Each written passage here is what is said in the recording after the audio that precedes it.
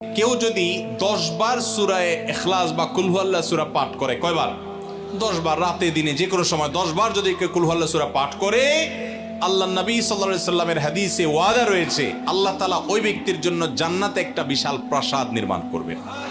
দুনিয়ার কোনো প্রাসাদ না ভাই, পামজমারার প্রাসাদ না ভাই, এটা কোনো দুবাই বা পৃথিবীর কোনো গুরুত্বপূর্ণ জায়গার লোভনীয় কোনো আকর্ষণীয় কোনো জায়গার প্রাসাদ না ভাই, জান্নাতের প্রাসাদ। দুনিয়ার প্রাসাদ রেখে চলে যেতে হবে, জান্নাতের প্রাসাদ যে একবার পেয়ে যাবে অনন্ত অসীমকাল পর্যন্ত আর তার সেখান থেকে বের হতে হবে না, তার থেকে ছুটবে না। আল্লাহ আমাদের সবাইকে ফজিলত অর্জন করার তৌফিক দান করুন, আমিন। তাহলে সূরা ইখলাস 10 বার মাঝে মধ্যে পড়তে যদি আমরা চেষ্টা করি, পুরা সূরাটা একবার পড়তে 1 মিনিট সময় কিন্তু লাগে না। কুল হুয়াল্লাহু আহাদ আল্লাহুস সামাদ লাম ইয়ালিদ ওয়া লাম ইউলাদ ওয়া লাম ইয়াকুল লাহু কুফুয়ান আহাদ। কয় সেকেন্ড সময় লাগছে? 20 সেকেন্ড, 25 সেকেন্ড। আপনি চাইলে 1 মিনিটে 3 বার কুল হুয়াল্লাহ সূরা পড়তে পারেন, তার মানে 1 মিনিটে পুরো কোরআন খতম দেওয়ার সওয়াব আপনি লাভ করতে পারেন। তাহলে অবসর সময়গুলোতে আমরা মুখস্থ তো সবারই আছে, পড়ার চেষ্টা করব না ইনশাআল্লাহ। আল্লাহ আমাদের সবাইকে তৌফিক দান করুন। এবং পড়ার পাশাপাশি এই সূরাতে আল্লাহর একত্ববাদের কথা বলা আছে, মূল বিষয়টা সেটা, শুধু সওয়াব আহরণ করাই উদ্দেশ্য না, বরং এখান থেকে আল্লাহর একত্ববাদের শিক্ষা নিতে হবে। আল্লাহ একক, কুল হুয়াল্লাহু আহাদ, হে রাসূল বলে দিন তিনি আল্লাহ, তিনি একক, তার কোনো অংশীদার নাই, তার কোনো পার্টনার নাই, তিনি কারোর প্রয়োজন তার হয় না। আল্লাহুস সামাদ, তিনি কারোর মুখাপেক্ষী না, বরং সবাই তার মুখাপেক্ষী। লাম ইয়ালিদ ওয়া লাম ইউলাদ, তাকে কেউ জন্ম, তিনি কাউকে জন্ম দেননি আর তাকেও কেউ জন্ম দেয়নি। ওয়া লাম ইয়াকুল লাহু কুফুয়ান আহাদ, তার কোনো সমকক্ষ নাই। ভাইরা আমার, আমাদের সমাজে এক শ্রেণীর নাস্তিক আছে, বরং সকল নাস্তিক ইসলাম এবং মুসলমানদের প্রতি বিদ্বেষ লালন করে, তাদের বড় অংশ। এই নাস্তিকদের একটা কমন প্রশ্ন হলো, তারা বলে আল্লাহ যদি আমাদের সবার সৃষ্টিকর্তা হয় তো আল্লাহর সৃষ্টিকর্তা কে? নাউজুবিল্লাহ। এরকম একটা প্রশ্ন নাস্তিকরা করে।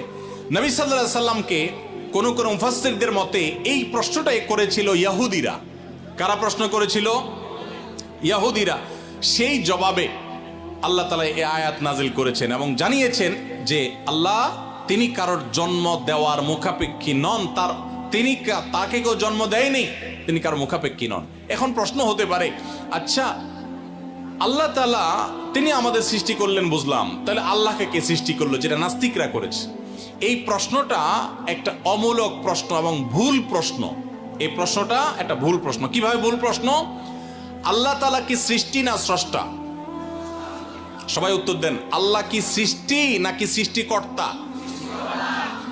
আল্লাহ যদি সৃষ্টিকর্তা হন, স্রষ্টা হন, তাহলে তার আবার যদি সৃষ্টিকর্তা খোঁজেন, সৃষ্টিকর্তার জন্য যদি আবার সৃষ্টিকর্তা খোঁজেন, তাহলে তিনি তো আর সৃষ্টিকর্তা হলেন না, তাহলে তিনি সৃষ্টি হয়ে গেলেন।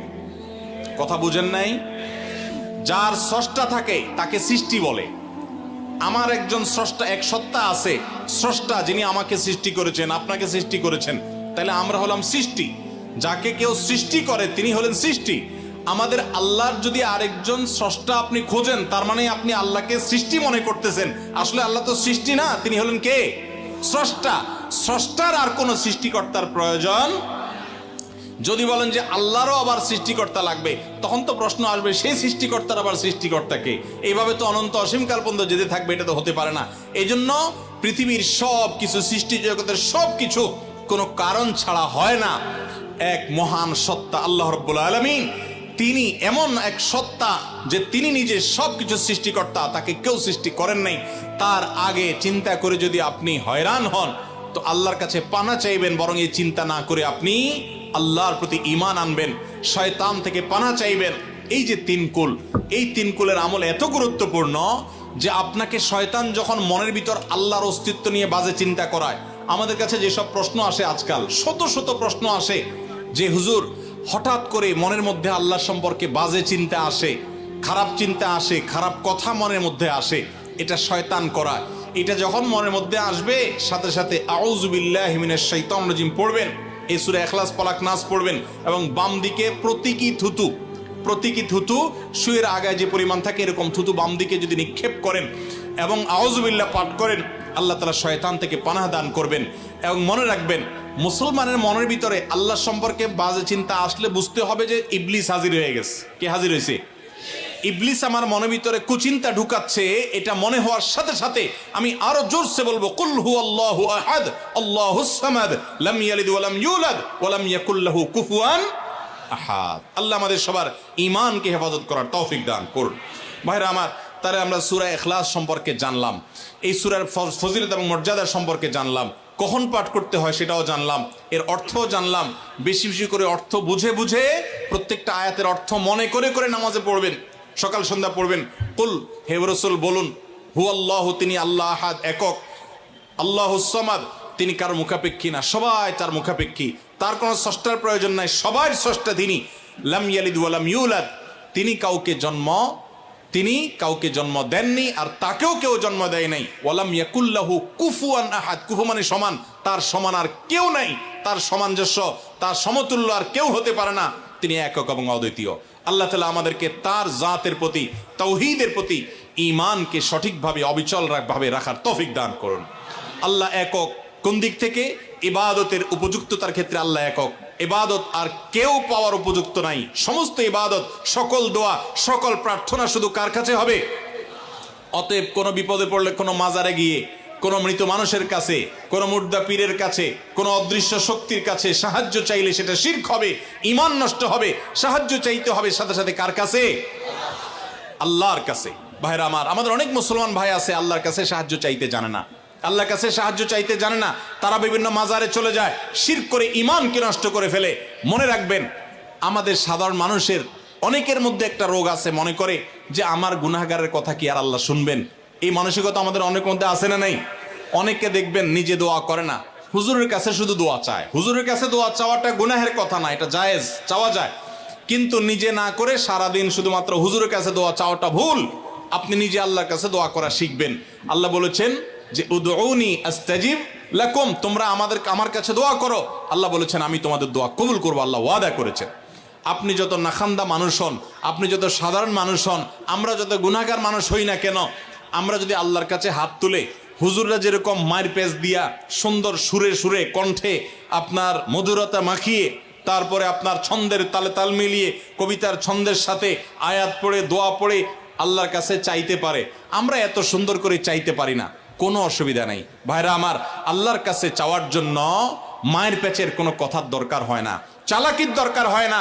আরে যার বলার শক্তি পর্যন্ত নাই, সেই বোবাও যদি মনে মনে আল্লাহর কিছু চায়, কাছে কিছু চায়, আল্লাহ তাআলা আলিমুম বিযাতি সুদূর, বান্দার অন্তরের খবর পর্যন্ত আল্লাহ রাখেন, তার দোয়াও আল্লাহ তাআলা কবুল করেন। এখন আপনারা অনেকে বলবেন আমি এত বেশি নামাজ কালাম পড়ি না, আমি অনেক গুনাহ করি, গান শুনি, হারাম কাজ করি, অনেক খারাপ কাজে লিপ্ত, আমার দোয়া কি আল্লাহ কবুল করবেন? আমি আপনাকে কোরআনের আলোকে আল্লাহর প্রতি আস্থা রেখে বলছি যে আপনি যত গুনাহগার বান্দাই হন না কেন, আল্লাহর কাছে যদি আপনি চাওয়ার জন্য সেই রকম আন্তরিকতা নিয়ে আপনি চান, খুব মায়ের পেজ দিয়ে না চান, আল্লাহ আমি একটু চাকরি নিয়ে বিপদে আছি, আল্লাহ আপনার হাতে সব কিছু, আমার মালিক, আমার কর্তৃপক্ষ, বস, সবার মন আপনার নিয়ন্ত্রণে, আপনি আমার চাকরির সমস্যাটা দূর করে দেন, আল্লাহ আমি বিপদে আছি, এটা দূর করে দেন, আল্লাহ তাআলা আপনার দোয়া কবুল করবেন। এই জন্য আমরা দোয়া করব কার কাছে? ইনশাআল্লাহ আল্লাহর কাছে। ওয়াইদা সাআলতা ফাসআলিল্লাহ ওয়াইদা ইসতাআনতা ফাসতাইন বিল্লাহ। নবী সাল্লাল্লাহু আলাইহি ওয়াসাল্লাম শিক্ষা দিয়েছেন তার এক সাহাবীকে, চাইবা যখন আল্লাহর কাছে, সাহায্য চাইবা আল্লাহর কাছে। আল্লাহ আমাদের সবাইকে তৌফিক দান করুন। স্যার, সূরা ইখলাসের মূল শিক্ষাটা হলো, সূরা ইখলাস আমাদেরকে তাওহীদবাদী হতে শিখায়, একত্ববাদের শিক্ষা দেয়। ইহুদিরা তারা উযাইর আলাইহিস সালামকে আল্লাহর পুত্র বলে, নাউজুবিল্লাহ। খ্রিস্টানরা ঈসা আলাইহিস সালামকে আল্লাহর পুত্র বলে, নাউজুবিল্লাহ। মারিয়ামকে আল্লাহর স্ত্রী বলে, নাউজুবিল্লাহ। মক্কার মুশরিকরা ফেরেশতাদেরকে আল্লাহর কন্যা বলে, নাউজুবিল্লাহ। এই সব কিছু থেকে পবিত্র মুসলমানেরা তারা কোনো প্রকার সীমালঙ্ঘন করে না, তাদের নবীকে অন্য কাউকে আল্লাহর সন্তান সাব্যস্ত করে না। কোরআনের এই সূরায় আল্লাহ তাআলা সেটাই বলেছে। অতএব আল্লাহ সম্পর্কে সেই সঠিক ধারণাটা আমরা গ্রহণ করব, এটা হলো এই সূরার শিক্ষা।